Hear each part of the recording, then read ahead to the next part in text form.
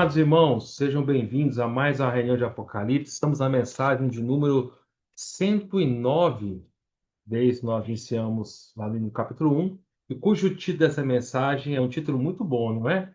O cuidado amoroso de Deus pelo seu povo, como Deus cuida e ama o seu povo. E aí nós vamos ver hoje, irmãos, vamos iniciar o capítulo 7, Apocalipse, e nós vamos ver como Deus, ele cuida do seu povo, como o Senhor, ele preserva o seu povo, ele ama o seu povo. É sempre bom ouvir o cuidado amoroso de Deus e sentir como o Senhor, ele cuida de forma tão especial de cada um de nós, seus filhos, né? Daqueles que eles são chamados segundo o seu propósito, né? Irmãos, vamos começar, né? Porque nosso tempo é curto e é bem provável de que nós não consigamos falar todo o capítulo 7 hoje.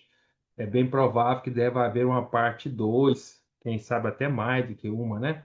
Parte 2, 3, quem sabe. Mas assim, irmãos, antes de nós, mais uma vez, antes de começarmos o capítulo 7, nós vamos dar uma leve recapitulada no capítulo 6, no sexto selo, porque é importante para que a gente possa entender o sétimo selo. Então, vocês se recordam, amados irmãos, que na mensagem passada nós falamos do sexto selo. O sexto selo, que está lá no capítulo 6 de Apocalipse, no versículo 12 ao 17, marca o momento em que o Senhor começa a julgar essa terra de uma maneira sobrenatural.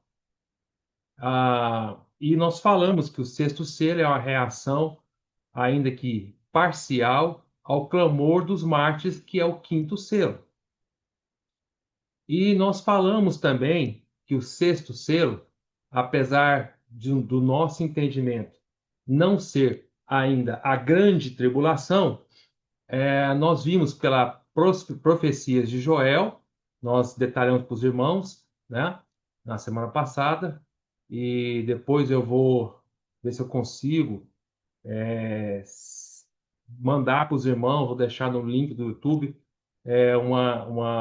um esquema, tá? Um desenho esquemático que eu fiz para explicar para os irmãos a profecia de Joel um pouquinho mais detalhada. Mas, de qualquer maneira, nós vimos pelas profecias de Joel que, por outro lado, apesar que o sexto selo não é ainda a grande tribulação, mas é uma introdução, uma advertência do Senhor da tribulação que está para chegar. E o período de tempo, pelo que nós percebemos pela profecia de Joel, entre o sexto selo e o início da grande tribulação, que vai acontecer a partir do sétimo selo e da quinta trombeta do sétimo selo, porque vocês se recordam, né?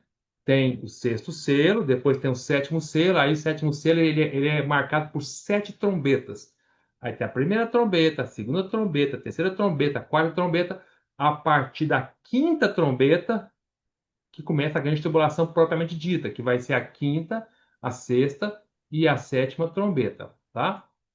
Apesar que a grande tribulação propriamente dita são as últimas 3 trombetas do sétimo selo, mas nós vimos pelas profecias de Joel que entre o sexto selo e até a grande tribulação propriamente dita, que é a partir da quinta trombeta do sétimo selo, esse período de tempo vai ser muito rápido. Claro, nós não sabemos dizer quão rápido vai ser, mas vai ser muito rápido. Então, é por isso que dá a entender para muitos estudiosos que a grande tribulação começa a partir do sexto selo. Propriamente dito, não começa, não estão entendendo, né? Começa a partir da quinta trombeta do sétimo selo. Porém, pelas profecias de Joel, os eventos entre o sexto selo, que é o grande terremoto, e a grande tribulação, propriamente dito, começa a partir do sétimo trombeta do sétimo selo. Esses eventos até lá, entre um e outro, vão ser muito rápidos. Entendeu, irmãos? Você como fosse uma queda de dominós, uma coisa muito rápida. Por isso que o sexto selo ainda não é a grande tribulação, porém é uma advertência, uma introdução do que está chegando muito rápido, que vai ser a grande tribulação. E nós vimos que, falando para os irmãos, aqui na recapitulação que estamos fazendo, nós falamos para os irmãos no sexto selo, na mensagem passada, que até desde a volta, desde a ascensão do Senhor, até o sexto selo, né, que ainda não chegou, esse período ainda, Deus tem julgado a terra com calamidades naturais. Então, terremotos, por exemplo, sempre aconteceram, não é? Então, terremotos, epidemias, guerras, mortes, fome, tudo isso tem sido já utilizado por Deus para julgar a terra, julgar as pessoas. E é uma certa punição de Deus. Nós nunca podemos esquecer isso. Por exemplo, vamos aqui ilustrar, né? Um exemplo, né? Por exemplo, vamos pegar aqui lá em Mateus, deixa a sua Bíblia aberta aí em Apocalipse 6 e 7, mas vamos só para ilustrar, né? Por exemplo, lá em Mateus 24, o Senhor nos disse, vamos fazer duas ilustrações para os irmãos aqui, né? Então, Mateus 24, por exemplo, o Senhor nos disse no versículo 6, né? O Senhor falou assim: certamente, falou para os discípulos, ouvireis falar de guerras e rumores de guerras. Vede, não vos assusteis, porque é necessário assim acontecer, mas ainda não é o fim. Ou seja, desde a ascensão do Senhor até quando vier as calamidades sobrenaturais, que é a partir do sexto selo, sempre tem havido guerras, não é? Atualmente, falando para os irmãos, estamos vivenciando guerras no mundo. Temos aí guerra da Ucrânia com a Rússia, né? Uma guerra pausada, se Deus quiser que termine, né? Entre Israel e o Hamas. Então, e outras guerras que vocês se recordam que durante o segundo selo, que é o cavalo vermelho, eu falei para os irmãos, até dei uma ilustração, né? Que peguei a idade, o dia de nascimento, ou dia de conversão, né? De cada um de nós aqui, que me falaram, e eu fui ilustrando o que tinha de guerra naquele ano em que você se converteu. Vocês se recordam disso?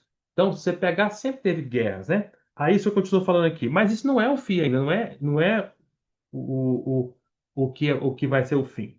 Aí isso eu falo no versículo 7. Porque se levantarão, olha que interessante, eu falo assim, porque se levantarão nação contra nação, reino contra reino, e haverá fomes e terremotos em vários lugares. Quando o versículo 7 fala que levantarão nação contra nação, e reino contra reino, né? Essa expressão do Senhor, na verdade, assim está na nossa Bíblia, né? Mas se você tá ali esse versículo, mas porque no original tá assim, vou ler para os irmãos, ó. Mateus 24, versículo 7 fala, porque se levantarão nação contra nação, reino contra reino. Na verdade, e haverá fomes e terremotos em vários lugares. Quando fala nação contra nação, na verdade, no original grego, a palavra não é nação, é povo, tá? Tá falando assim, eles levantarão povo contra povo e reino contra reino. Então, o senhor está querendo dizer aqui que há dois tipos de guerras. Olha como é interessante. Uma guerra entre um povo contra povo e uma guerra de um reino contra reino. O que quer dizer isso? Estou querendo dizer que haverá dois tipos de guerra desde a ascensão do Senhor. Guerras civis. O que é guerra civil? É de um povo contra o outro povo, né? Guerra civil é guerra entre povos de uma mesma nação, às vezes, né? Por exemplo, explicar para os irmãos, né? Nos Estados Unidos, no século XIX, 1800 e pouco, houve a Grande Guerra Civil Americana, em que os americanos do Sul, os norte-americanos do Sul, dos Estados Unidos, guerrearam contra os norte-americanos da metade norte dos Estados Unidos. Ou seja, era um povo com a ideia do Sul, era um povo com a ideia escravocrata, né? Eles eram a favor de escravos, era um povo agrícola, e que estava guerreando contra o povo americano mesmo, era um povo, o próprio povo americano brigando contra si, contra o povo do norte, que era um povo que era contra a escravatura, contra escravos, não era estados tão agrícolas, eram estados mais industrializados.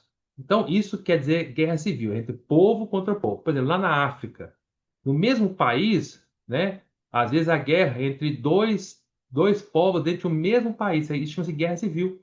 Ou seja, é entre um povo de uma etnia brigando contra o povo de outra etnia dentro do mesmo país. Então, quando você falou de povo, de guerra entre aqui fala nação contra nação, é povo contra povo, quer dizer guerra civil. E quando fala de reino contra reino, aí já está falando de guerra internacional. Ou seja, de um país, de um reino, contra outro país de outro reino. Por exemplo, dos Estados Unidos querendo guerrear contra a Venezuela, por exemplo. Da Ucrânia querendo guerrear contra a Rússia, ou vice-versa, né? Então, como teve a Segunda Guerra Mundial, da Alemanha guerreando contra todos os outros países do mundo, ou o Japão guerreando contra a China. Então, o que estou querendo dizer aqui que, desde a ascensão de Cristo, né, haverá dois tipos de guerra: guerras civis e guerras internacionais. Outro exemplo, né, isso sempre aconteceu, né, irmãos? Eu não quero gastar tanto tempo nessas explicações, mas já estou gastando, né? Mas outro exemplo, por exemplo, o Senhor sempre puniu as situações, né? Por exemplo, na época que lá em Mateus 24, o Senhor tinha saído do templo. Ó. Olha Mateus 24, versículo 1. Fala assim: Tendo Jesus saído do templo, ia se retirando quando se aproximaram dele os seus discípulos para lhe mostrar as construções do templo. Naquela época, estavam acabando de concluir a reforma do segundo templo, né, que era o templo de Zorobabel. E aí, lembra, Zorobabel, o povo. Vamos recapitular rápido aqui, né? O primeiro templo foi o templo construído por Salomão. E aí, esse templo era um templo glorioso, muito rico. Salomão tinha muito dinheiro, Davi deixou todos os materiais para Salomão. Salomão foi um dos reis mais ricos do povo de Israel. Só que esse templo foi destruído por Nabucodonosor, anos depois. E aí virou pó, não tinha mais templo. E aí, 70 anos depois, que o povo estava cativo na Babilônia, Deus dá ordem para o rei Ciro, através do rei Ciro, da Pérsia, para eles voltarem e reconstruir o templo. Então, Zorobabel vem, reconstrói o templo, só que esse templo reconstruído por Zorobabel era um templo muito mais humilde, pobre, pequeno, porque eles não tinham o dinheiro que Salomão tinha. Estavam voltando de serem, voltando de outra nação, a Babilônia, para Israel, para reconstruir o templo. Né? Isso lá no Velho Testamento. Então era um templo pequeno.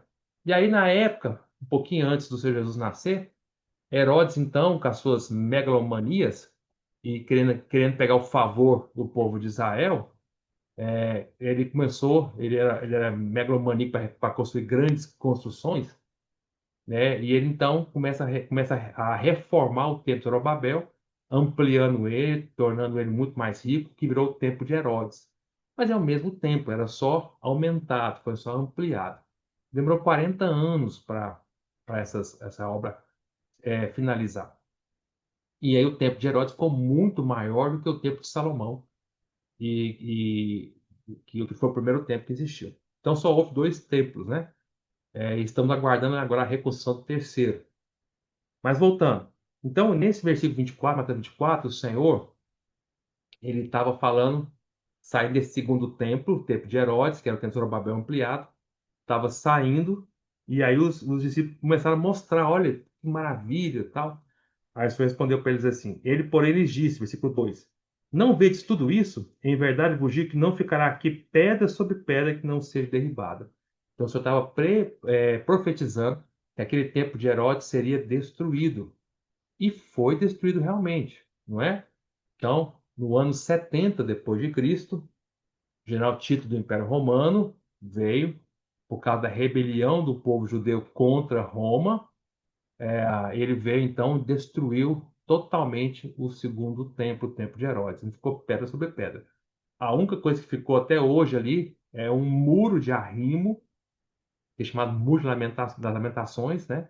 Que é só um muro lateral que ficou remanescente ali. O resto tudo ficou pedra sobre pedra. Até hoje você vê as pedras lá, quem vai lá, eu estive lá, no ano de 2017, você vê as pedras sobre pedras mesmo, né? As pedras, né? Em cima de pedras.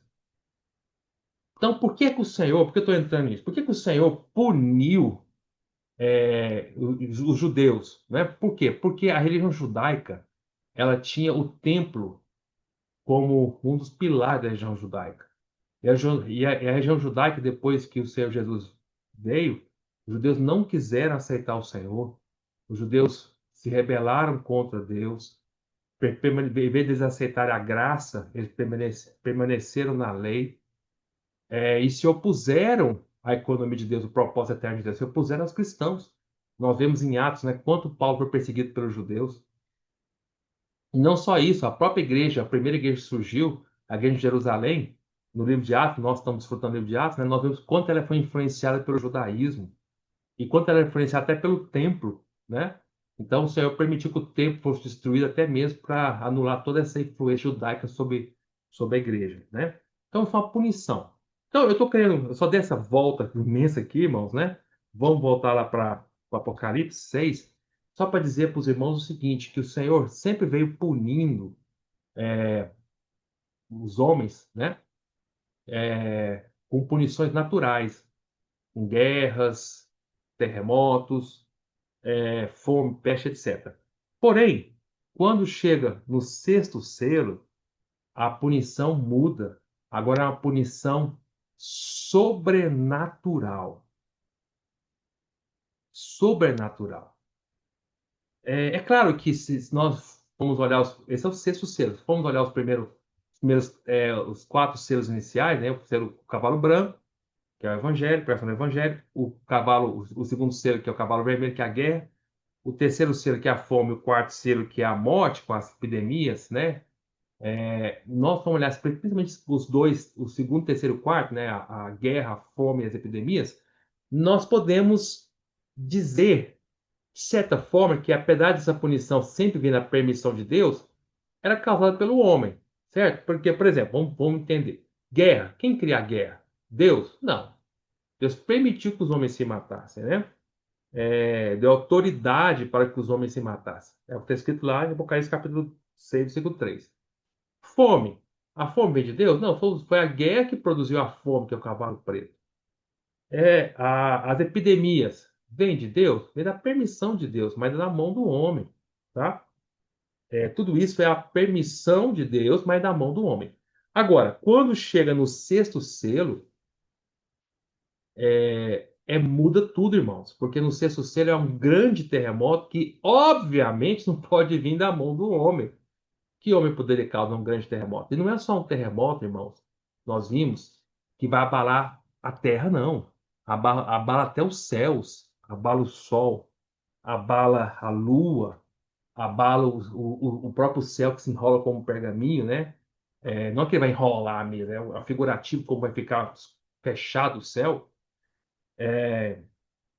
E todos os montes e ilhas serão movidos do lugar. E às vezes, nós falamos isso na mensagem passada, e às vezes, irmãos, nós ficamos pensando assim: ah, puxa, mas será que vai ser assim mesmo? Será que é possível? Irmãos, como nós falamos na mensagem passada, isso aqui é a palavra de Deus. É o próprio Senhor que está falando isso, e tudo que ele fala acontecerá.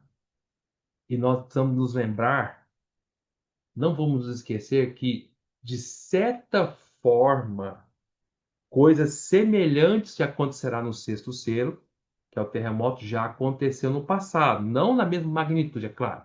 Porque nós estamos acabando de falar várias vezes que o sexto selo passa a ser algo sobrenatural. E o que aconteceu até o sexto selo até hoje é algo natural. Então, o que vai acontecer a partir do sexto selo é coisas que nunca aconteceram antes, certo? Mas, de certa forma, uma amostra miniatura já aconteceu. Por exemplo, vamos ilustrar o que eu estou querendo dizer. Vamos para o sexto selo, Apocalipse capítulo 6, versículo 12. Fala assim: Vi quando o cordeiro abriu o sexto selo e sobreveio grande terremoto. O sol se tornou negro como um saco de crina, e a lua toda como sangue. Por exemplo, o sol tornasse negro, escuro, ficou tudo escuro. Já aconteceu isso alguma vez no passado? Na Bíblia, na palavra de Deus? Já.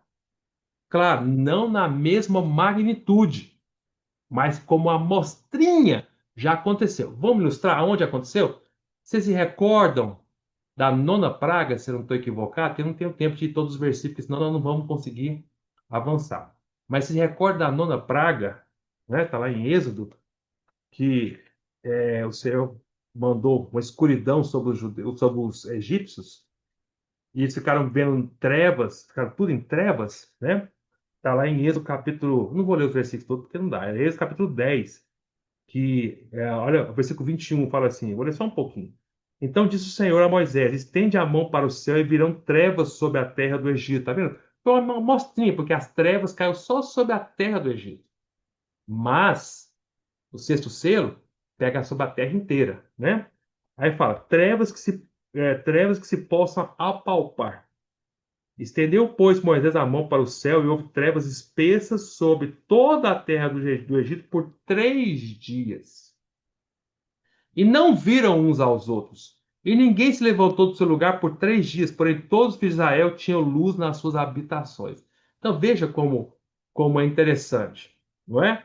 As trevas caem sobre o Egito, mas os filhos de Israel eram poupados, eram preservados. Deus preservou o seu povo. Olha que interessante isso, certo? Então foi algo pequenininho, mas já aconteceu. Eu estou só demonstrando para os irmãos que o Senhor pode fazer algo muito pior e vai fazer. Vamos pegar outro exemplo? Isso aqui é Velho Testamento. Agora vamos pegar um exemplo do Novo Testamento. Aconteceu isso alguma vez no Novo Testamento semelhante? Sim, quando o Senhor morreu. Vocês se recordam disso? Não na mesma magnitude, é claro. Foi uma amostrinha, mas só para mostrar para os irmãos como já aconteceu isso. Por exemplo, vamos lá. Mateus, no capítulo 27, quando o Senhor estava para morrer, nas últimas 3 horas, né? Fala assim no versículo 45, ó. Desde a hora sexta até a hora nona, houve trevas sobre toda a terra. Opa! Aqui houve trevas sobre a terra inteira. Mas foi uma trevas limitada em horas. Por volta da hora nona, clamou Jesus em alta voz, dizendo: Eli, Eli, lama sabachthani, que quer dizer: Deus meu, por que me desamparaste? Aí nós sabemos, o Senhor morreu. Aí quando o Senhor morreu, o que aconteceu? Vamos ver lá? Quer ver? É... Versículo 50. E Jesus, clamando outra vez com grande voz, entregou o Espírito. Aí quando o Senhor morre, o que acontece? Versículo 51. Eis que o véu do santuário se rasgou em duas partes, de alto a baixo. Tremeu a terra. Olha o terremoto. Tremeu a terra, fenderam-se as rochas, abriram-se os sepulcros, e muitos corpos de santos que dormiam ressuscitaram, e saindo do sepulcro depois da ressurreição de Jesus, entraram na cidade santa e apareceram a muitos. Então, veja que é, aconteceu isso já, certo? Aconteceu isso já. Ah,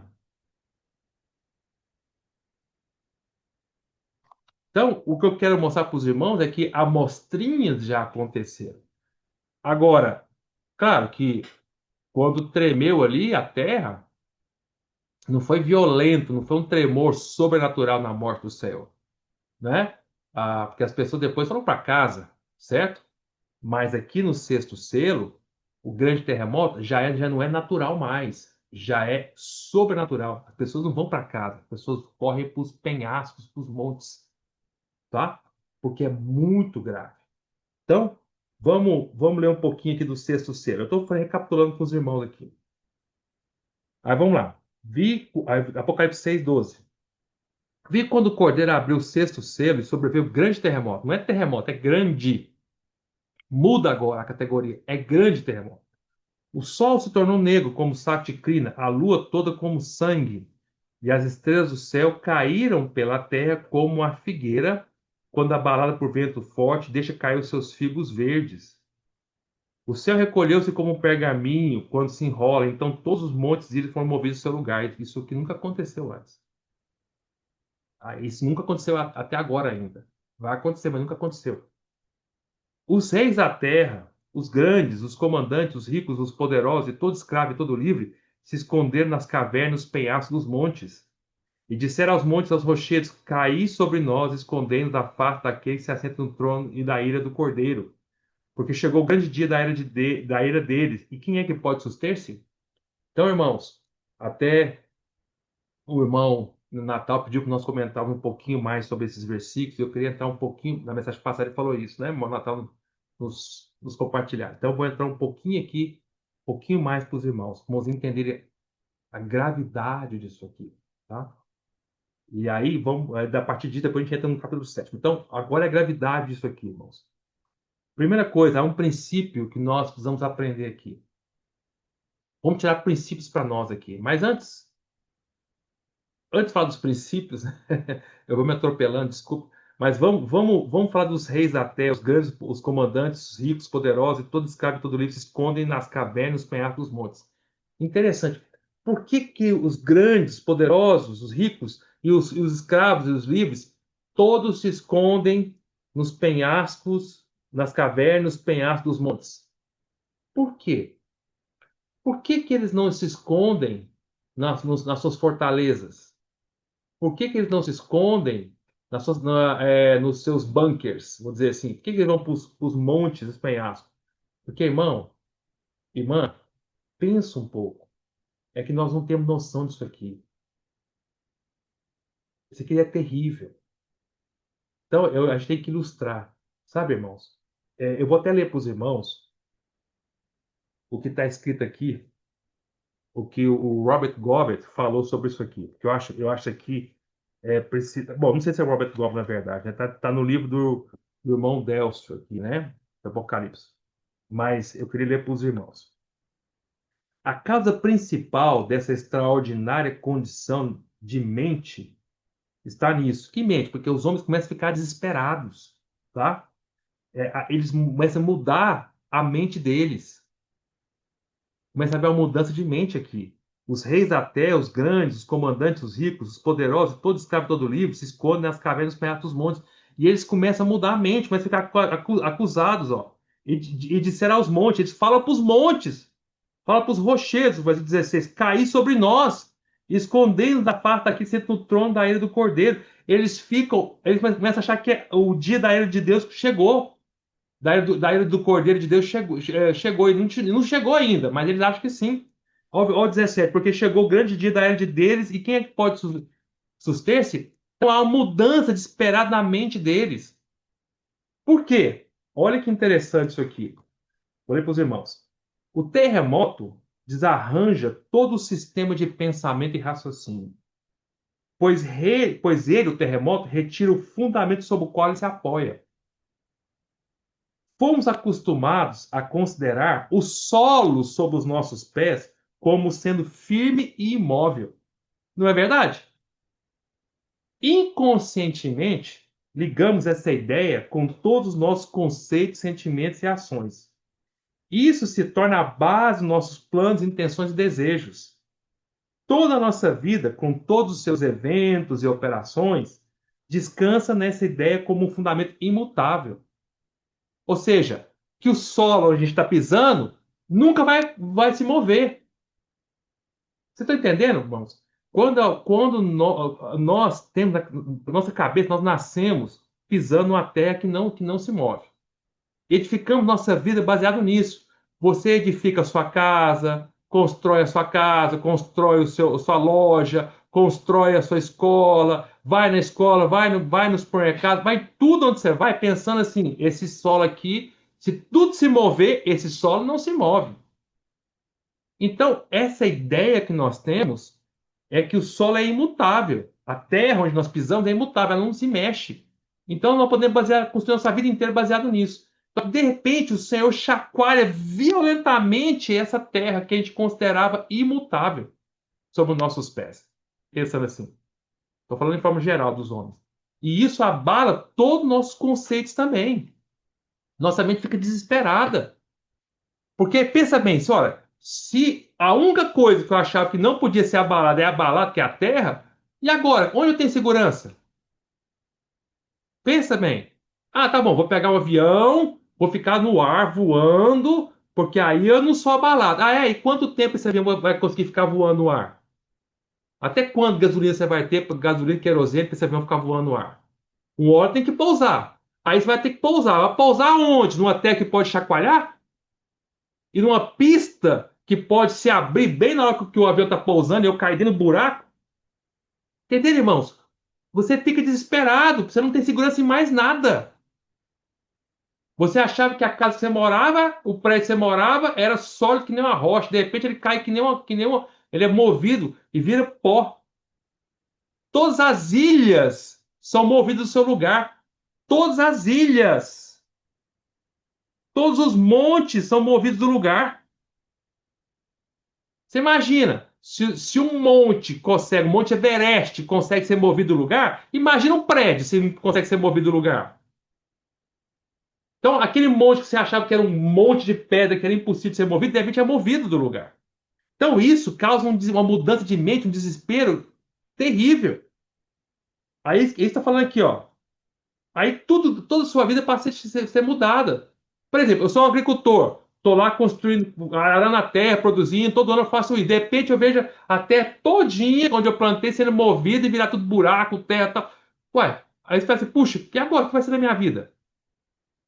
Eu sou um médico, estou operando no hospital, de repente o hospital todo desmonta, vira pó. E aí? Onde eu vou operar? Onde eu vou consultar? Ah, não, eu tenho uma loja, né? Eu tenho uma loja. A Deane tem uma loja, por exemplo, né? Aí a loja é toda quebrada no meio, moída, tudo, todo o mercado central lá é movido, tudo destruído lá. E aí, onde você vai fazer sua loja? O Natal, por exemplo, eu estou dando só exemplo, tá, irmãos? Vocês vão ver na mensagem de hoje que o Senhor vai preservar o seu povo. Mas vamos lá. O Natal tem o escritório de contabilidade. O escritório de contabilidade todinho destruído. E aí? Aonde nós vamos fugir? Que lugar nessa terra pode ser seguro? Se a própria terra está se movendo. É isso que está falando aqui, ó. O terremoto torna tudo isso uma ilusão. Derruba todo o nosso sistema de pensamento e ação. Não podemos mais juntar nos pensamentos visando formar uma ideia. Não concebemos plano algum para tomarmos uma decisão. A diferença entre uma mente forte e uma fraca desaparece. Não somos mais guiados por princípio ou razão. Seguimos apenas o impulso ou o instinto voluntário. Tá vendo, irmãos, como é uma coisa terrível? Aí, por que que eu acho tão interessante, irmãos? Assim, estou dizendo assim interessante, mas é terrível, tá? É modo de falar. Por que que eu acho assim tão interessante? Porque você percebe, irmãos, que por esse grande terremoto, olha o que o versículo fala. Os reis da terra, os poderosos, os grandes, os comandantes, os ricos, que se viviam nas suas vidas luxuosas, separadas, intocáveis, vão estar escondendo o mesmo penhasco dos montes do que os pobres, do que os escravos, do que aqueles que eles viviam tão separados. Olha lá. E os poderosos e todo escravo e livre se escondem nas cavernas e nos penhascos. Cadê a divisão de classes? Cadê patrão e empregado? Cadê bilionário, Elon Musk e o miserável? Tá todo mundo no mesmo buraco, escondendo no mesmo lugar. Imagina, irmãos, como isso é terrível. Não, não, não a divisão de casa acabar. Quer dizer que é terrível, como é terrível o ver esses grandes terremotos. Tudo isso é mudado, irmão. A ideia das pessoas, tudo é trocada. Vira uma bagunça totalmente. E outra, como fala no versículo 16, eles reconhecem claramente no versículo 16, esses homens, que quem mandou esse grande terremoto foi Deus. Enquanto os primeiros selos, a guerra, o homem que causou. Claro, claro,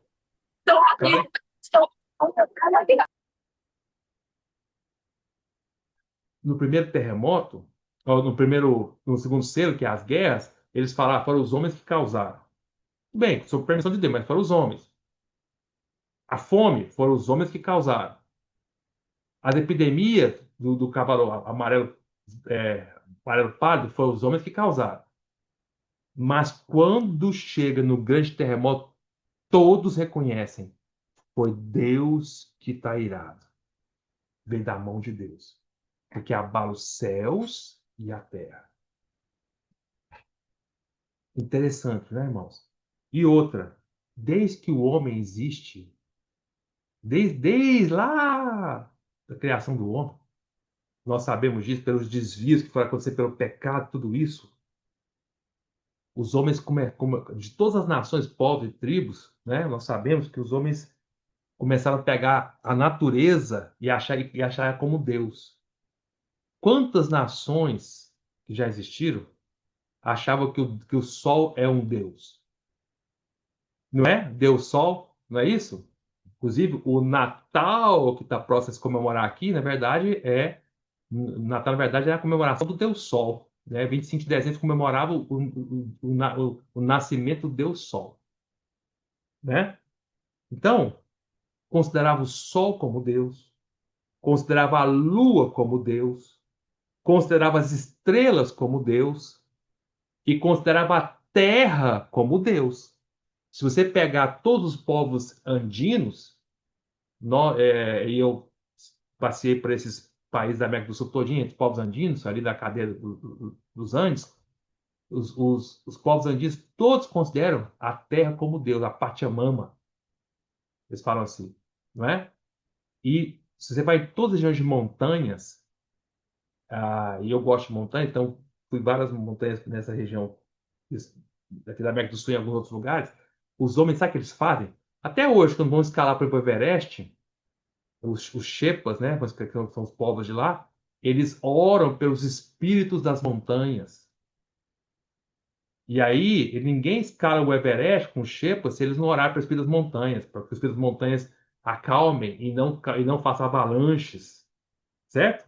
E eles fazem rituais com os alpinistas que vão escalar, eles mesmos fazem rituais consigo próprios, né? Os budistas, os tibetanos, o povo dos anjos, todos pegam pedrinha e colocam um sobre a outra, fazem coluninhas de pedra. Por quê? É como se fosse dizendo assim, presenteando a deusa terra para que ela não se abale. Então, sempre os povos colocaram o sol, a lua, as estrelas e a terra como Deus. E aí, no grande terremoto, o Senhor vem, treme tudo. Treme o sol. O Senhor vai, escurece o sol, torna a lua como sangue, abala as estrelas, abala o céu, treme a terra. O que está querendo dizer? Ora, isso que vocês, homens, consideravam como Deus, olha que deusinho que vocês achavam que vocês tinham. É um Deus que se escurece o sol, é uma lua que perde a sua claridade, é umas estrelas que começam a cair do céu, é um céu que se enrola, é uma terra que se abala. E aí? O Deus de vocês se abalam? Os deuses que vocês criaram são abaláveis? É isso que vocês confiaram a sua vida inteira? No Deus Sol, no Deus Lua, na Deus Estrela, na Terra, na Deus Terra? Botar toda a sua confiança nessas coisas? Entenderam, irmãos? O Senhor abala tudo isso, o Senhor abala toda a crença que as pessoas têm, que as coisas naturais são deuses. Olha o poder de tudo isso. Então, eu estou gastando esse tempão, né? Mas para mostrar isso para os irmãos, tudo isso, esse sexto selo vai acontecer. Ainda não é a grande tribulação, mas é uma introdução do que vai vir, né? É uma advertência aos homens. Olha, essa terra que vocês amavam e se confiavam tanto nela, ela será totalmente abalada, né? E agora vem um princípio para nós, irmãos, né? O versículo 13, Apocalipse 6:13, fala: as estrelas do céu caíram pela terra, como a figueira, quando abalada por vento forte, deixa cair os seus figos verdes. Irmãos, isso aqui tem um princípio para nós. É isso sim eu queria aplicar. Se não se recordam, os que acompanharam a época o estudo de Daniel, eu apliquei um pouco esse versículo. E aqui eu volto a aplicar esse versículo novamente. Aqui, o Apocalipse está fazendo uma comparação. Ele está fazendo uma comparação do tremor com a figueira. E ele fala que a figueira Só deixa cair os seus figos verdes quando muito abalada. E não é balada, não é a baladinha de leve, não. Tem que ser abalado, tem que pegar a figueira. A figueira, para deixar o figo verde cair, tem que abalar, chacoalhar muito forte ela. Porque senão ela não cai o figo verde. Aí agora eu vou fazer uma aplicação. Tá? Eu estou aplicando. Estou saindo da interpretação literal dos versículos, aplicando para a nossa vida. Muitos cristãos, e muitos de nós somos assim também. Quando nós somos ainda cristãos como figos verdes, o que é um figo verde? É um figo imaturo. É um figo que não está preparado, é um figo ainda muito duro.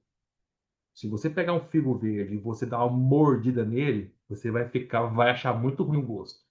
E vai ser muito duro para você mastigar. Agora, um figo maduro é o contrário, ele é doce, ele é fácil de mastigar. O figo maduro, ele cai sozinho do pé, sem ter nenhum tipo de abalo. Você não precisa abalar a figueira com força para cair um figo maduro. O figo maduro ele cai sem abalo nenhum. Puf, ele cai. O verde não. O verde só cai se tiver um abalo terrível na estrutura onde ele está, que é a figueira. Esse é o princípio da nossa vida muitas vezes, irmãos. Ah, muitos cristãos são assim. Por serem imaturos, eu digo muitos cristãos, mas posso até estar incluído nessa categoria também. Por sermos imaturos, verdes, duros, sem doçura, sem as riquezas de Cristo, muitas vezes o Senhor tem que abalar muito a nossa vida para que a gente se entregue, para que a gente caia. Estou dizendo cair não é cair espiritualmente, não, tá, irmãos? Não é cair em pecado, não. Quer dizer para que a gente se entregue, para que é, a gente aceite o trabalhar de Deus. Por exemplo, Jacó. Jacó lutou com o Senhor no Val de Jaboque uma noite inteira. Por que ele lutou? Ele não deixava ser vencido, ele lutava com Deus. Deus queria abençoá-lo. Deus teve que tocar na parte mais frágil dele, que é a coxa, para que ele perdesse a luta. Por que ele não se deixava vencer pelo Senhor? Por que só teve que tocar a parte mais fraca? Porque ele ainda era verde. Ele não era um Jacó maduro ainda. Ele não era um Jacó, um figo cheio de riquezas de Cristo. Ele era um figo verde que lutava contra Deus. Então o Senhor tinha que abalar a vida de Jacó, teve que abalar o equilíbrio dele, teve que tocar na coxa dele, o que mantinha ele em pé, para que ele perdesse o equilíbrio, como se ele mexesse na figueira com muita força, porque senão ele não deixava o figo cair, porque era figo verde. E muitas vezes somos assim. Se nós somos maduros, nós, como o Senhor falou para Pedro, né? Na ressurreição, o Senhor para Pedro falou assim, Pedro, você hoje, né? Quer ver? Vamos ler lá? João, lá no último capítulo de João, João 21, você falou assim: é,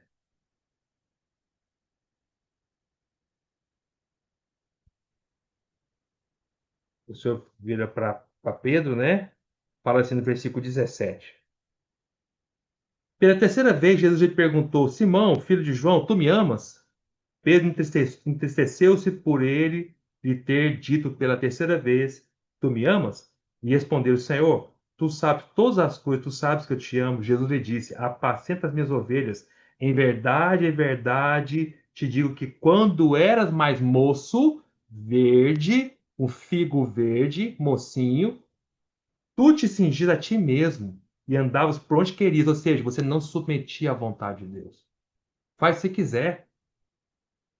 Quando, porém, fores velho, um figo maduro, estenderás as mãos, e outro te cingirá e te levará para onde não queres. Ou seja, é como se estivesse dizendo assim para ele: Olha, Pedro, você quando ficar maduro, for mais velho, você vai se entregar fácil. Vai se falar assim: Não, eu me rendo. Eu estendo a mão. Pode fazer o que você quiser comigo, Senhor. Tua vontade é soberana. Nós somos assim. Não é? A diferença do Pedro nos evangelhos a Pedro em Atos é tão grande, não é?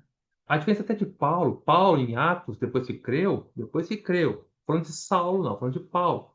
No início ele discutia muito e tal. Aí quando você vai ver Paulo lá na frente, Paulo se entregando ao Senhor, o Paulo mais manso, Paulo trabalhado, o Paulo que estendia a mão, reconhecia a mão do Senhor em todas as coisas. Irmão, nós somos assim.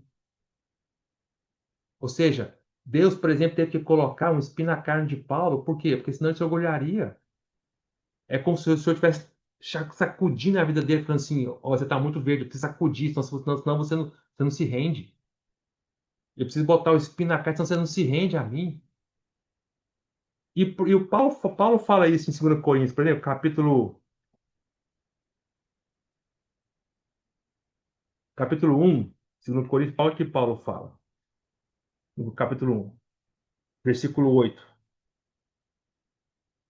Versículo 7 fala assim: a nossa esperança, 2 Coríntios, capítulo 1, versículo 7. A nossa esperança a respeito de vós está firme, sabendo que, como sois participantes do sofrimento, sim sereis da consolação. O que é o sofrimento? É o Senhor abalando a figueira, para ver se o figo verde cai. Versículo 8. Porque não queremos, irmãos, que ignoreis a natureza da tribulação que nos sobreveio na Ásia, porquanto foi assim das nossas forças, ou seja, abalou muito a figueira, a ponto de desesperarmos até da própria vida, porque senão não caía figo verde. Contudo, já em nós mesmos tivemos a sentença da morte, ou seja, vai cair o figo verde, para que não confiemos em nós, e sim no Deus que ressuscita os mortos, o qual nos livrou e livrará de tão grande morte em quem temos esperado que ainda continuará a livrar-nos. Então, ou seja, depois que Paulo passou por esse abalo, quase morreu ali na Ásia, que o Senhor permitiu, foi abalado ali, né? Esperou até da própria vida. Aí Paulo tornou-se diferente, porque ele fala, depois disso aí, passando a confiar no Deus que ressuscita os mortos, que nos livrou e livrará. Aí Paulo falou assim, puxa, as confianças está totalmente em Deus. Paulo mesmo, antes de crer no Senhor, ele era Saulo. O Senhor teve que abalar todos os conceitos dele.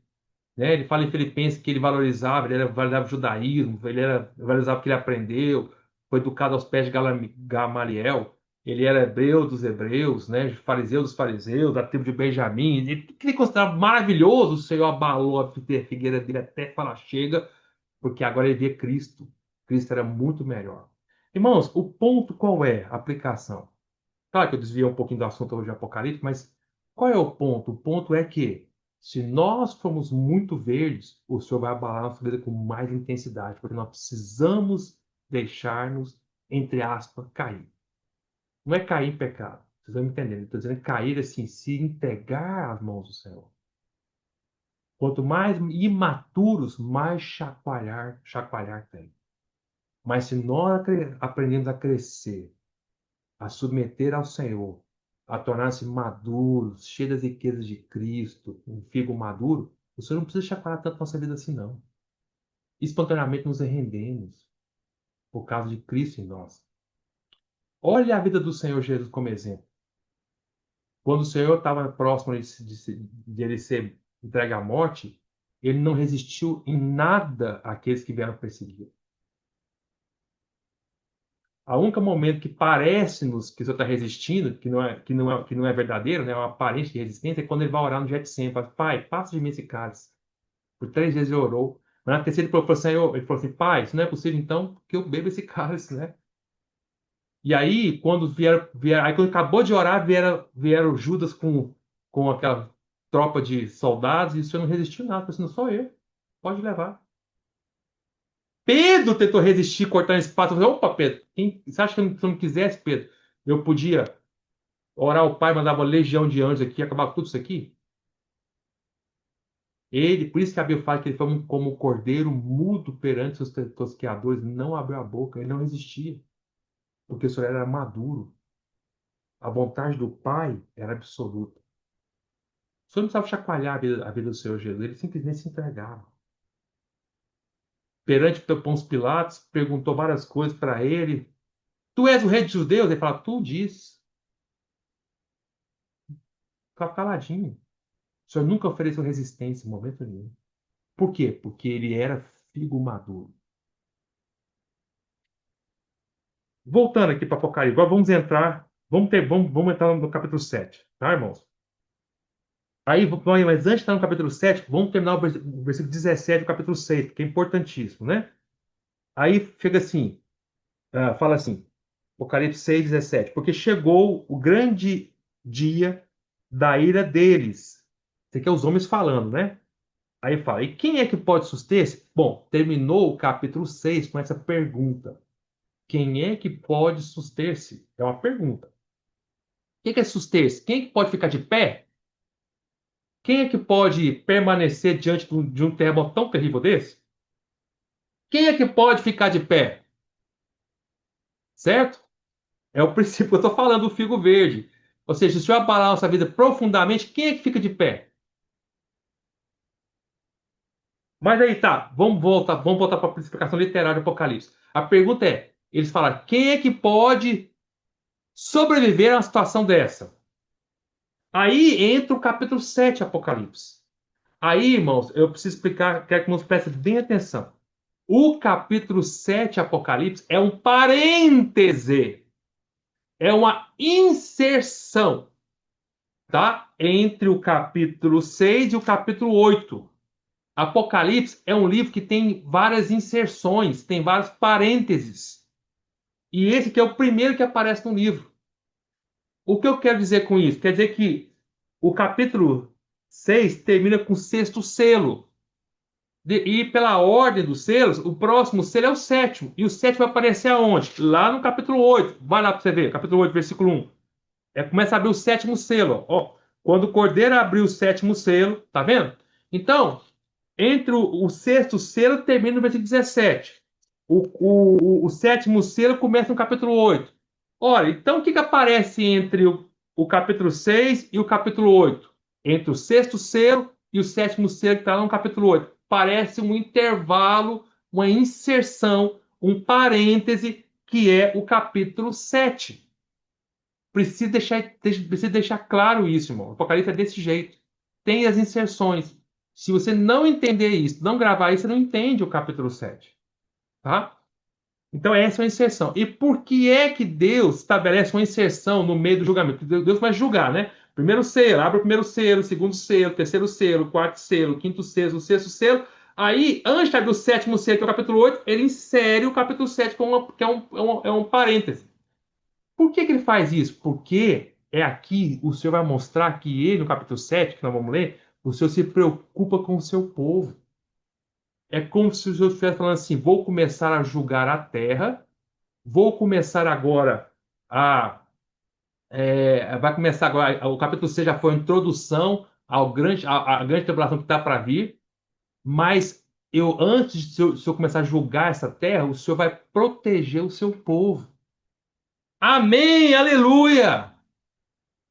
Assim, como eu falei no início da mensagem, que lá na nona praga no Egito, se jogou trevas sobre todo o Egito, os egípcios não viam nada, mas o povo de Israel tinha luzes. O Senhor protegeu o seu povo.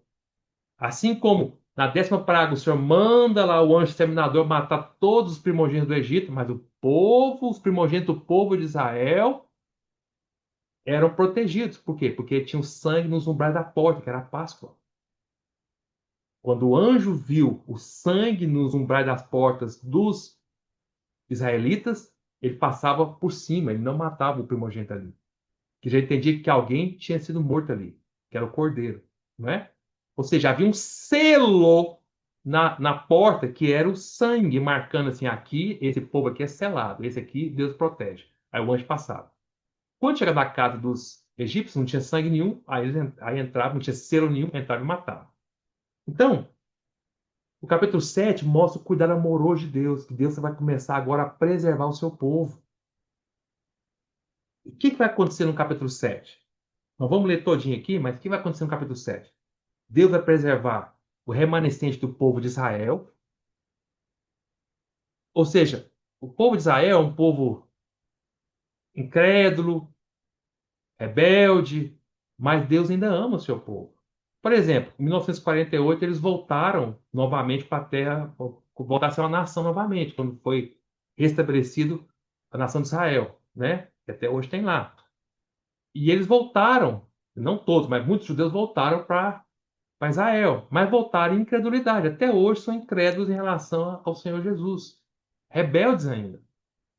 Nós amamos o povo de Israel, mas eles estão em rebeldia. Mesmo assim, o Senhor vai preservar todos eles? Não. Vai preservar alguns no meio deles, tá?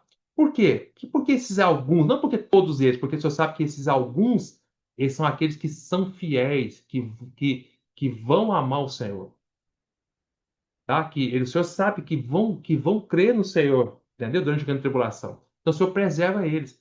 Não serão todos o povo de Israel, que Paulo chama dos remanescentes do povo de Israel. E aí vai preservar também, no capítulo 7, a igreja, tá? O que eu digo a igreja não é toda a igreja, é os vencedores. Vocês vão ver. Vão os vencedores, vai preservar os vencedores. Ou seja, é, vai arrebatar os vencedores, tá?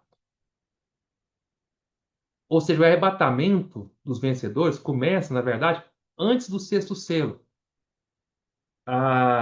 Por que antes do sexto selo? A gente entende que é antes do sexto selo por causa do capítulo 7, que é uma inserção. E também porque nós vamos ver lá em Apocalipse 12 com o filho varão e Apocalipse 14 com as primícias, que esse arrebatamento começa antes da grande tribulação. Quando nós chegarmos lá em capítulo 12, vocês vão entender que o Senhor arrebata primeiro o filho varão, aí quando o filho varão chega no trono de Deus, o que é o filho varão? Vou antecipando para os irmãos. O filho varão são os vencedores mortos, tá? Que já morreram em Cristo. Então, o Senhor arrebata eles no trono, quando eles chegam no trono na presença de Deus, aí há uma briga nos ares entre Miguel e seus anjos, estou falando Apocalipse 12. Aí Miguel e seus anjos expulsam Satanás dos ares, Satanás cai para a terra e começa a grande tribulação. Então veja que os vencedores mortos, que é o filho varão, são arrebatados antes de começar a grande tribulação. Por isso, nós cremos que são arrebatados antes de começar o sexto selo. Mas peraí, irmão, Gustavo, você falou que o sexto selo não é a grande tribulação, é só o início? Sim. Só que nós precisamos lembrar que a promessa do Senhor, o Senhor fez lá na igreja em Filadélfia. Vamos ler lá? Irmãos, se nós entendemos o tempo das coisas, nós precisamos, em Apocalipse, nós precisamos juntar vários quebra-cabeças. Não é tão simples, tá? Mas vamos lá. Apocalipse capítulo 3, versículo 10. Olha o que o Senhor fala para a igreja de Filadélfia, tá? A igreja de Filadélfia representa, não é? É, aqueles que amam o Senhor, né? Aqueles que são fiéis a Ele. Ele fala assim: porque guardaste a palavra da minha perseverança, também eu te guardarei da hora da provação que há de vir sobre o mundo inteiro para experimentar os que habitam sobre a terra. Isso é uma promessa para o Senhor.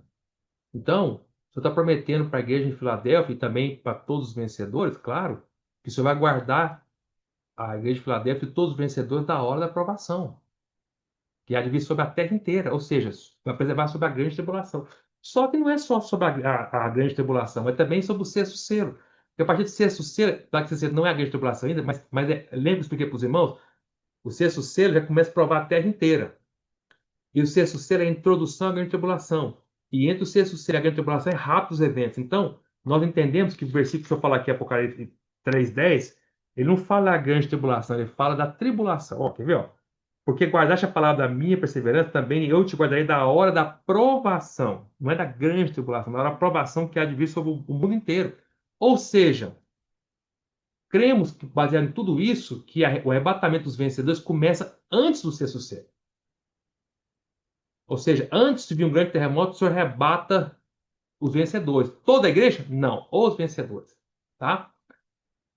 Os vencedores mortos, que é representado por Filho Varão, e os vencedores vivos, que é representado pelas primícias do Apocalipse capítulo 14. Tá? Então, esses são arrebatados, vencedores mortos e vivos são arrebatados antes do sexto selo, da hora da provação. A hora da provação ainda não é a grande tribulação, é quando começa a provar os homens sobre a terra inteira. Começa a provar onde? No sexto selo. Entenderam, irmãos? Então, o capítulo 7 vai mostrar isso para nós, vai mostrar que o Senhor está arrebatando os vencedores, e está arrebatando também, arrebatando os vencedores, e está selando os judeus fiéis ao Senhor. Isso mostra o cuidado amoroso dele. Eu espero que nós tenhamos entendido mais ou menos, mas vamos ler o capítulo 7 para ficar mais fácil de nós entender. Como nós estamos entrando num novo capítulo, sempre quando a gente entra no novo capítulo, a gente lê o capítulo inteiro juntos. Então vamos lá. Apocalipse 7, versículo 1. Depois disso, só um parênteses, né? Essa expressão depois disso acaba nos confundindo um pouco, porque parece, né, como fala depois disso, dá a entender que o capítulo 7 aqui vai acontecer depois do sexto selo, né? Porque depois disso, na verdade, esse depois disso não quer necessariamente quer dizer que é literalmente uma sequência de eventos. Porque eu estou querendo mostrar para os irmãos, expliquei várias vezes, que o capítulo 7 é uma inserção. Como é uma inserção, por isso que fala depois disso. O João, ele vê na sequência, depois do que vê o grande terremoto, ele vê esse selar de Deus. Mas se você pegar todo o resto do contexto do Apocalipse, esse selar de Deus protegendo os judeus piedosos e os vencedores, o arrebatamento dos vencedores, isso acontece antes dessa aprovação inteira, entendeu, irmão? Por isso que não podemos confundir com essa expressão depois disso, tá?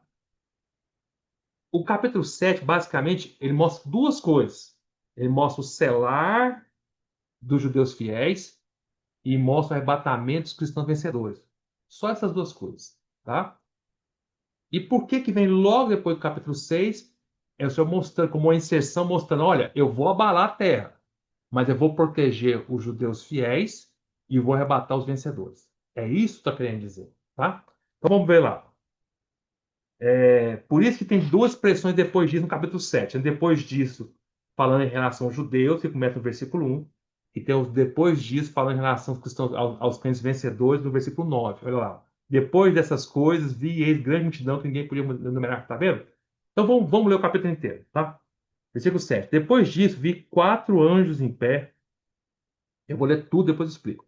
Vi 4 anjos em pé nos 4 cantos da terra, conservando seguros 4 ventos da terra, para que nenhum vento soprasse sobre a terra, nem sobre o mar, nem sobre árvore alguma.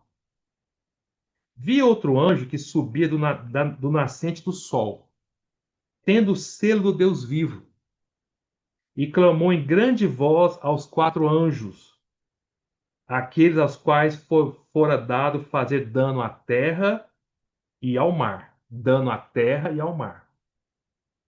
Vamos com calma. Dizendo: não danifiqueis nem a terra, nem o mar, nem as árvores, até selarmos na fronte os servos do nosso Deus. Até selarmos na fronte os servos do nosso Deus. Então ouvi o número dos que foram selados, que era 144 mil, de todas as tribos dos filhos de Israel. 2 pontos. Todas as tribos dos filhos de Israel. 2 pontos. Da tribo de Judá foram selados 12 mil. Da tribo de Ruben, 12 mil. Da tribo de Gade, 12 mil. Da tribo de Asser, 12 mil. Da tribo de Naftali, 12 mil. Da tribo de Manassés, 12 mil. Da tribo de Simeão, 12 mil. Da tribo de Levi, 12 mil. Da tribo de Isacar, 12 mil. Da tribo de Zebulon, 12 mil. Da tribo de José, 12 mil. Da tribo de Benjamim foram selados 12 mil. Como são 12 tribos vezes 12, 12 mil de cada tribo, então 12 vezes 12 dá 144 mil no total. Vamos continuar. Depois dessas coisas, pronto. Primeira coisa, selou os servos de Deus judeus. Ponto. Selou eles. Por que selou eles? Para protegê-los do que vai vir, entendeu? Que é o grande terremoto e também do que vai vir daqui para frente, que é a grande tribulação que vai vir, tá? O julgamento de toda a tribulação, da tribulação que já é o grande terremoto, da grande tribulação que vai vir, o Senhor sela esses judeus fiéis para protegê-los, tá? Porém, eles vão ficar nessa terra ainda. Então, eles vão ser protegidos, vão passar pelo sofrimento, mas não vão ser abalados por eles. Ou seja, não vão morrer, vão ser protegidos. Lembre-se da pergunta que terminou o capítulo 6, versículo 17, capítulo 6. Fala assim: porque chegou o grande dia da ira deles. E quem é que pode suster-se? O capítulo 6 termina com uma pergunta: quem é que pode sobreviver, suster? Aí vem a inserção do 7. Puf! Quem é que pode suster-se? Por isso que eu depois disso. Quem é que vai poder ser preservado? É os 144 mil entre o povo judeu. Tá?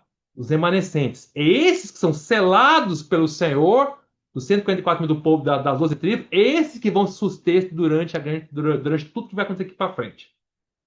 O sexto selo e o que vai acontecer aqui para frente. E também, agora, o versículo 9 em diante, vai falar dos vencedores. Ó, versículo 9. Depois dessas coisas, por isso começa com dois depois. Depois dessas coisas, depois de ter selado os 144 mil do povo judeu, os remanescentes, vi e eis grande multidão que ninguém podia enumerar, de todas as nações. Então não pode ser agora os judeus mais, está falando de todas as nações. Então, não é só a nação de Israel. Todas as nações, tribos, povos e línguas, em pé diante do trono e diante do cordeiro. Então, onde eles estavam? Eles estavam. O João já viu eles aonde? Eles estavam lá no trono, lá em cima. Eles estavam em pé. Esse em pé quer dizer que eles venceram. Estavam lá no trono, em pé diante do trono, diante do cordeiro, vestidos de vestiduras brancas, com palma nas mãos. Vou continuar, depois eu explico. E clamavam em grande voz, dizendo: ao nosso Deus, que se assenta no trono, e ao cordeiro pertence salvação. Então, essa numerosa multidão, de todos os tribos, povos, línguas, estavam ali diante do trono e do cordeiro, clamando isso, né? Em grande voz, ao nosso Deus, que se assenta no trono, e ao cordeiro pertence salvação. Dizendo assim: nosso Deus e o cordeiro que nos salvou. 11. Todos os anjos estavam de pé rodeando o trono, tá vendo? Eles estavam lá, eles estavam diante do trono junto com os anjos. Os anciãos são os 24 anciãos. E os quatro seres viventes, e ante o trono se prostraram sobre o seu rosto e adoraram a Deus, dizendo: Amém. O louvor e a glória, e a sabedoria, e as ações de graças, e a honra, e o poder e a força, seja ao nosso Deus. Pelo século dos séculos. Amém. Puxa. Um dos anciãos tomou a palavra, dizendo: estes que se vestem de vestiduras brancas, quem são? E de onde vieram? Essa pergunta é muito importante. Ele perguntou, um dos anciãos perguntou para João: João, quem são esses todos aí que estão, essa multidão que está vendo aí? Estão com vestiduras brancas. Quem são? E de onde eles vieram? Aí são duas perguntas: quem são e de onde vieram? Olha a resposta. Respondi-lhe: meu senhor, tu sabes. João é resposta excelente, João, né? Se fosse eu falaria a mesma coisa. Eu não sei de nada, tu que sabes, né? Vamos lá. Ele então me disse: são estes os que vêm da grande tribulação. Lavaram suas vestiduras e as alvejaram no sangue do Cordeiro. Razão porque se acham diante do trono de Deus e o servem de dia e de noite no seu santuário. Então, a resposta às duas perguntas está aqui. Primeira pergunta: quem são? Quem são eles? São estes que vêm da grande tribulação, certo? Então, eles são que são os que lavaram suas vestiduras, beijaram no sangue do cordeiro e vêm da grande tribulação. Esses são os que são. E de onde eles vieram? Da grande tribulação. Então, nessa resposta do ancião, responde as duas perguntas que ele mesmo fez para João. Vamos continuar.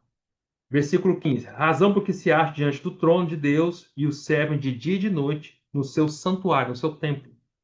E aquele que se assenta no trono estenderá sobre eles o seu tabernáculo.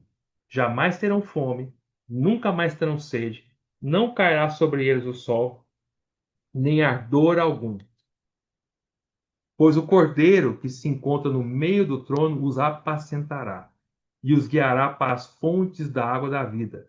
E Deus enxugará dos olhos toda lágrima. Então agora vamos explicar um pouquinho para os irmãos, tá? Ah, Pela leitura do capítulo 7 inteiro, nós já entendemos o que está se baseando nesse capítulo. Está falando de dois grupos de pessoas distintos. Então, está falando, primeiro grupo, que são os remanescentes do povo de Israel, 144 mil. São os judeus, que foram selados pelo Senhor para protegê-los do que vai vir daqui para frente. O segundo grupo é do versículo 9 até o final do capítulo. Está falando da visão dos glorificados, ou seja, dos crentes vencedores que eles foram arrebatados e estão no trono. Por que que nós também estamos arrebatados? Porque eles não estão nessa terra. Eles estão lá no trono. Estão lá em cima, diante do Cordeiro, junto com os anjos. Estão lá em cima. Tá? E o primeiro grupo de judeus, onde eles estão? Estão na terra. Os 154 mil ficaram na terra. E o segundo grupo, dos vencedores, está falando aqui, estão lá no terceiro céu. Tá? Ou seja, foram arrebatados. Mas, nessa inserção, o Senhor está protegendo os dois grupos de uma maneira ou de outra. O Senhor vai proteger os judeus do sexto selo para frente, selando eles, mas eles vão permanecer na terra. Eles vão passar por tudo que vai acontecer, né? O sexto selo, a grande tribulação, o sétimo selo, mas sendo preservados na terra. Já os vencedores, eles serão preservados, arrebatando ao terceiro céu. Não vão nem na terra estar, vão estar na presença de Deus. Vencedores. Por que, irmãos, que essa distinção? Vocês se recordam quando você chegou para Abraão, lá em Gênesis, você falou assim para Abraão, Abraão, eu vou te abençoar, e a tua descendência será como as estrelas do céu e como a areia do mar. Lembram disso? E em ti serão abençoadas todas as nações da terra. Quando você falou que Abraão, que a descendência dele seria como as estrelas do céu e como a areia do mar, ele estava dizendo duas descendências que viriam de Abraão muito distintas. Que estrela do céu é muito diferente de areia do mar. Então, e que seria muito numerosa. Você não consegue contar as estrelas, você não consegue contar a areia também. Então, a areia de respeito à descendência de Abraão, que era da terra, terrena, porque a areia está na terra, a areia do mar, está no chão, está na terra. Quem são as descendências terrenas de Abraão? São os judeus.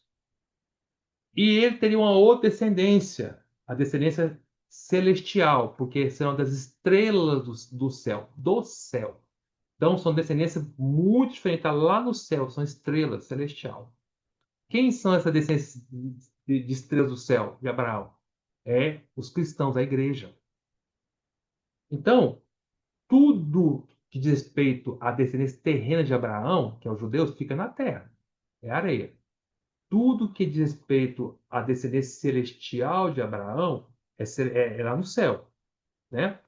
Por isso que durante o que vai acontecer, o sexto selo, até o final da tribulação, o Senhor vai proteger o seu povo específico, mas em relação aos judeus, deixa na terra, porque eles são da areia da terra, eles são terrenos.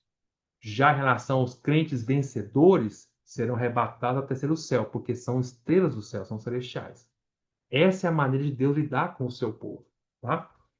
Agora vamos tentar explicar os versículos um pouquinho aqui. Eu vou hoje, irmãos, eu vou falar só do primeiro meus versículos, porque senão não vai dar tempo nós falarmos tudo, né? Então fica muito cansativo para os irmãos. Na verdade, eu acho que eu vou até parar por aqui, irmãos, porque aí melhor a gente ir com calma, tá? E aí na semana que vem eu continuo falando do capítulo 7, porque senão a gente pode confundir os irmãos, tá? Mas espero que você comece a entender aqui. Ou seja, Deus vai lidar com tudo que vai acontecer, mas ao lidar com tudo com tudo que vai acontecer, ele vai preservar o seu povo. Ele sela os judeus remanescentes. Não todos os judeus não, só 144 mil. Agora, peraí. Quando nós falamos 144 mil, nós não sabemos se esse número é literal. Eu não estou afirmando que esse número é literal. Ou seja, que o irmão Gustavo quer dizer que o senhor vai salvar só 144 mil judeus? Nós não sabemos. Tá, irmãos? Eu não sei dizer isso para os irmãos, tá? E não creio que ninguém consiga também afirmar isso. É claro que alguns podem ser ousados, dizer, são 144 mil, é literal. Aí outros vão dizer, esse número é figurativo. Então, na verdade, eu não sei dizer se é literal. Eu não acredito pessoalmente que seja um número literal, não, tá? Mas, até porque vocês vão ver que mais para frente vai surgir de novo esse número 154 mil que é em relação às primícias, tá? Lá no capítulo 14, que são os vencedores vivos. E lá, vocês vão ver bem claro que esse 144 mil, que é para os vencedores vivos, não pode ser um número literal, não faz sentido, tá? Então, também não parece ser um número literal também, tá? Mas o fato é que o Senhor vai selar um grupo, um remanescente do povo de Israel, que vai permanecer na terra durante tudo que vai acontecer, mas vão ser poupados, guardados. Assim mesmo, como nós vimos também, quando o Senhor ia julgando lá, novamente, né? Quando o Senhor ia julgando lá o povo de Israel, ou, perdão, os egípcios, lá no Êxodo, né? Lá no livro de Êxodo, o Senhor ia julgando os egípcios, mas não tirou o povo de Israel do Egito ainda. Então as pragas iam vindo, não aconteciam sobre o povo de Israel, mas eles permaneciam ali, no Egito. Depois da última praga é que eles saíram, né? Da mesma maneira também, o Senhor vai preservar não todo o povo de Israel, isso é certo, não será todo o povo de Israel, será só uma pequena porção deles, que são o Senhor considera os fiéis, os remanescentes. Vai poupá-los, mas vão permanecer na terra. Já os vencedores vão ser arrebatados ao trono antes, tá, de acontecer tudo isso aqui. Tá bom, irmãos? Eu vou parar por aqui, semana que vem a gente continua. Jesus Senhor.